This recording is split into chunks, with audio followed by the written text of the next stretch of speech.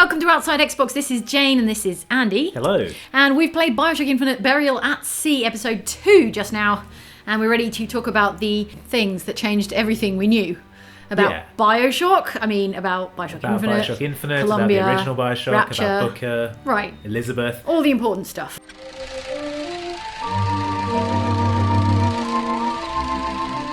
Alright, so first thing we should talk about is the opening. Elizabeth's in Paris. Bonjour, Monsieur Surratt. Bonjour, Mademoiselle Elisabeth. Je manque d'inspiration aujourd'hui. What did you make of that? Seemingly in Paris. Is it real Paris? It's not real Paris. We know. No one thinks it's real There's Paris. a little boy who's really into baguettes. Yeah. Like super into That bread. was your first clue. Like Yeah. no one is that into bread, Yeah. I don't think. I mean, it's so dreamy. I don't think you ever imagined this is an Elizabeth who somehow managed to make it to Paris. Is this where Elizabeth's chosen to go after eliminating the Comstocks? Is this like a construct of her quantum powers? Is this a possible Paris that she's gone to? Or, I mean, she's been knocked unconscious. It's just a dream, right? It's so idyllic and naive that I assume it's either some sort of afterlife, but I don't really imagine Bioshock subscribes to belief in an afterlife. Right. Or it's more of a happy place that she's conjured up. Her guilt over Sally doesn't allow her to enjoy the idyllic Paris because Sally turns up and everything catches fire. I guess not, yeah. Sally? Sally! She was pretty ruthless, pretty exploitative, I suppose, exploiting, in her own words, in the first episode of Burial at Sea, and this is her redeeming herself. Yeah. And that comes first through guilt, I suppose. Go away. It wasn't my fault.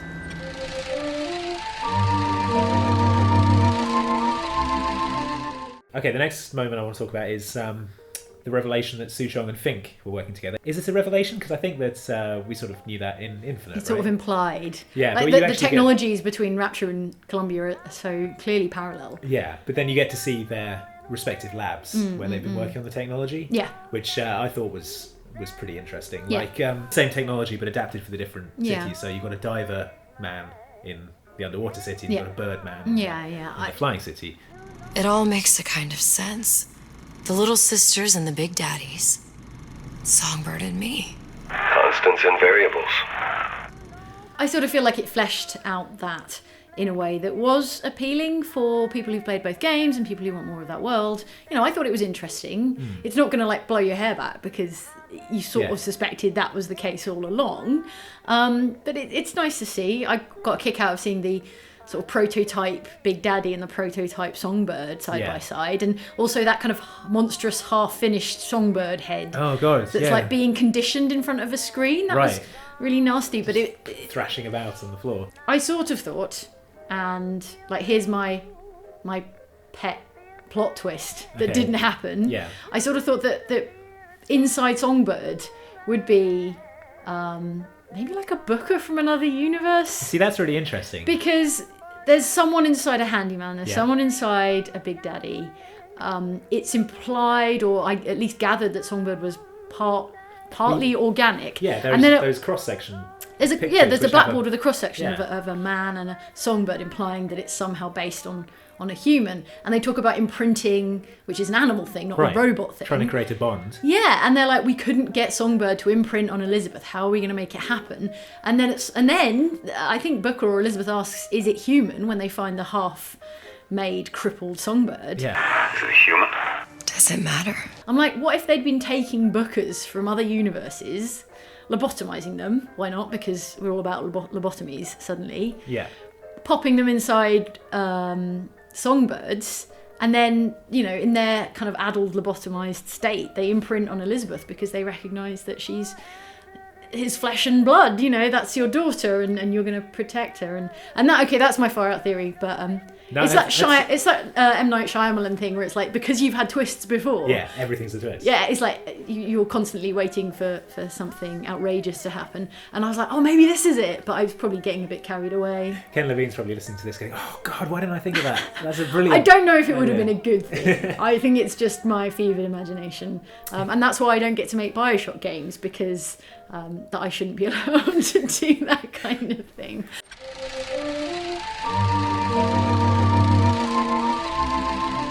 The next moment that changed everything for me was the Objectivist sex advice video. I like how that's like third on the list of things that stuck in memory. That was pretty hilarious. Sex is egotistical. Without self-esteem, those participating in coitus are revealed to be fraudulent, hypocritical animals. There we go, interesting stuff. So Rapture, obviously it has its own objectivist approach to the way that couples... It was very frank and self-serving in a way that you would expect a objectivist to be. Yeah, it's just interesting the way that the Rapture philosophy extends even to the bedroom. Yeah. Well, there was also that stuff in the game, that kind of narrative archaeology, I think they describe it as, where you see how Rapture played out and how their philosophy was sort of deployed in all areas of life. So you go through the school and you see what like objectivist kindergarten looks like, and it's awful. Yeah. And it's like, draw a parasite you met today, and you know, just fleshing out that world, which felt very much like Bioshock 1. You know, they're like, what happens when you apply objectivism to surgery or to art or to, you know, it was interesting sort of inferring things about Rapture society from things like that sexy bookstore that you go into, where it's got all the posters for the different sexy movies on the wall, and there's and it's just like a free-for-all because that objectivist sort of government no intervention thing is like, hey, do what you want, it's a free market, good on you, but it will cost you, I guess, was the approach. There was that gender bender poster, and there's a Big Daddy, I really like the Big Daddy poster. Like people see the Big Daddies going around in the suits, and there's like some people going, I wonder what's under that suit. Right, I know what's under. It's like a crippled half man. It's definitely not the guy from the Burley Paper Towns. No, advert. it's not that hunky dude. Wow. He didn't have these books in my tower. It's also the place where you get the Peeping Tom plasmid, which is creepy. Another one of those hard to explain plasmids, like the bee hands one. Right, what is the non-FPS application for this plasmid? But the thing is, though, it's being sold by a sex shop, and Andrew Ryan's government or whatever is never going to say, no, you can't do this because it's out of order. They're going to be like, objectivism, do whatever the hell you want. Offer a better it's product. A free market. You're free to, I think the shop owner's like, you're free to line your house with lead or something. Right, exactly. So everyone's free to do whatever they like. Tough luck. This is Rapture, miss. What my customers do with my product is their business. If you are feeling uncomfortable, you are more than welcome to line the walls of your home in lead. But it is kind of creepy because it's about being invisible and it's called looking through walls. but it's the stealth plasmid, isn't it? Yeah, and it's the detective vision. Are we calling it detective vision now? Detective vision and focus invisibility. Mode. Yeah, exactly. I played the whole episode not killing anyone, but not because it's a branching story or anything like that. Which I suppose it could have been given the end of Bioshock 1. You know, you have the ending differs, not depending on if you harvest or exactly. Harvest one little sister. Come on, save every other give me one. one little sister. Save like 60 of these. Yeah, right. No, you're a monster. Yeah, there were a few optional things in it that don't alter the story at all. You find Atlas/Fontaine's secret dressing room. Yeah, and Elizabeth works out that they're the same person. Yeah, but it has no bearing on any of their interactions in future. She doesn't come out and go, I know that you're Fontaine. Like, even when it would have been advantageous. Yeah, right. Fontaine and Atlas. Son of a bitch.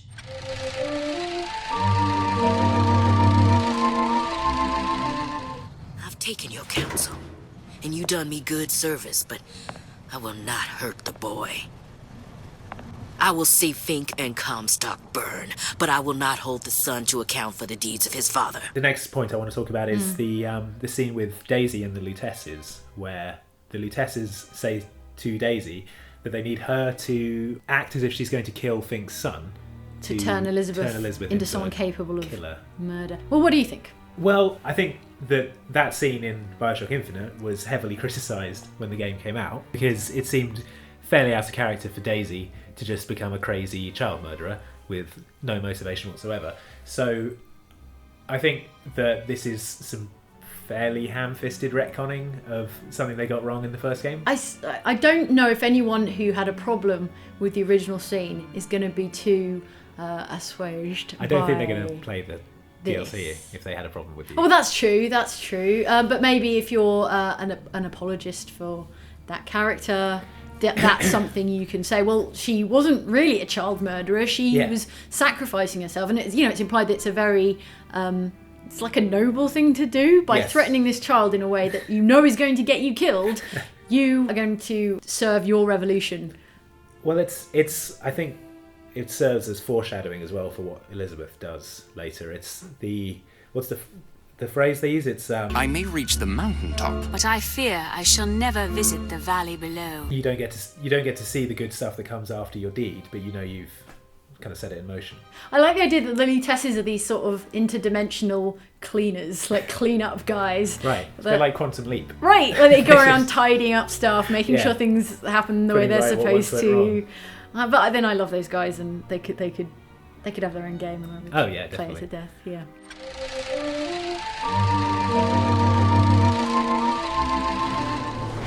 Look, are you there?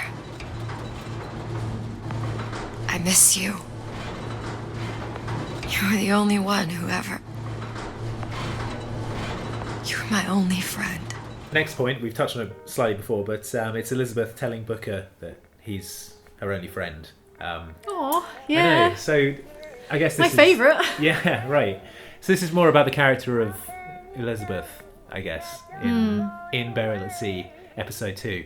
And I think that she's a really good protagonist for a Bioshock game. She's complicated. Or for any game. Or for any game. But specifically to Bioshock, I know what you're saying. Yeah, something that deals with the sorts of themes that Bioshock deals with. She's kind of full of guilt and self-doubt. Frustrating for the player that wants a happy ending, and I think, like you were saying, on the forums, on Reddit and whatnot, there are plenty of people who want her to redeem herself and sort of feel like she deserves something a bit better. Yeah, she's had just a miserable life, like nothing. No, there's that one bit in Battleship Bay where she's happy, and that's it. That's the only high point of her life. It's tough, right? You get out of the tower, right?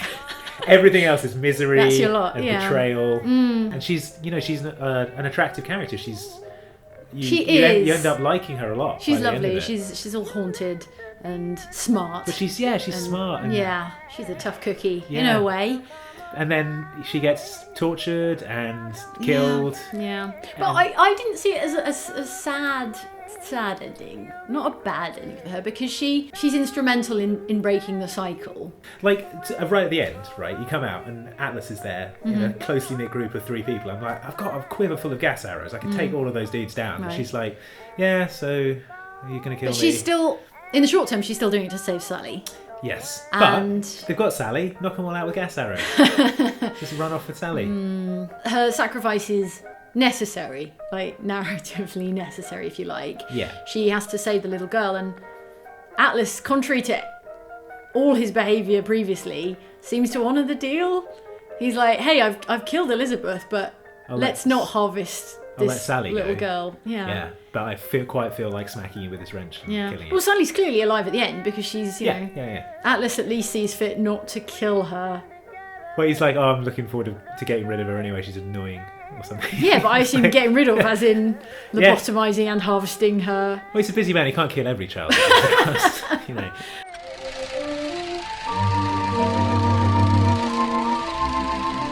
We both know what happens next. Just get it over with.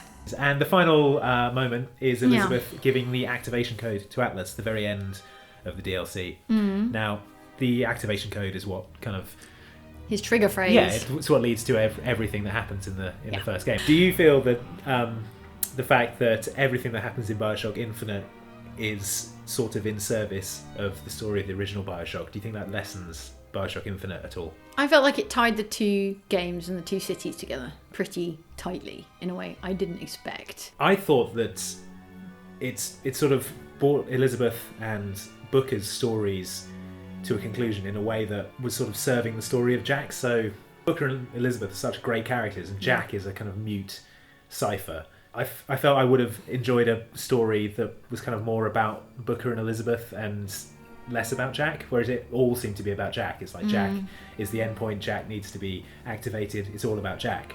Booker and Elizabeth both have to die for Jack to do his thing, whereas I like Booker and Elizabeth a lot better than I like Jack. So to me that was unsatisfying. I know what you mean. I think Bioshock Infinite deserves like its own.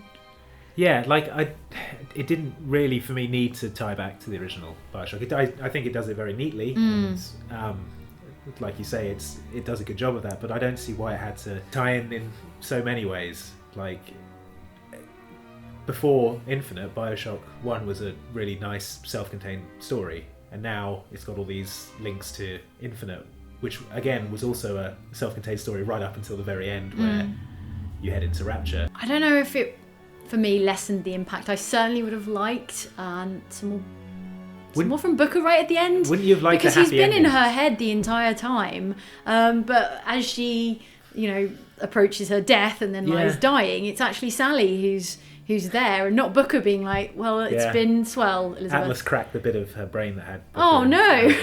Just smashed it in. Oh no, not the Booker lobe. Yeah. But for those characters, I suppose I would have liked something a little bit better for Elizabeth. Maybe but just that's because I love her. Right. Maybe just a reminder that Anna and Booker, they still exist in another universe, right? I've got to hold on hope that there's one universe where Booker never sold Anna. Yep. They are together. Never becomes Comstock. And they have a normal relationship, Yeah. and no one has any quantum superpowers. Yeah.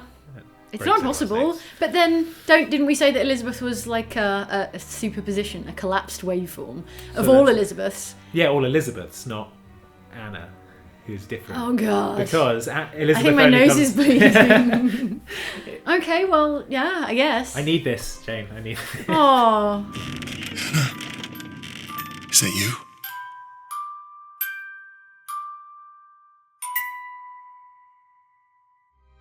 All right, well, it's something to think on. Yeah, right. Plenty of food for thought. Right, okay. So that was Bioshock Infinite Burial at Sea Episode 2, which we've only just finished. I suppose you might come around to Maybe to my way of thinking, Maybe Andy. I'll reconcile myself Maybe with you will. Elizabeth having a head Maybe you smashed will. with a spanner. Anyway, let us know what you think in the comments, and we'll see you next time on Outside Xbox. Bye.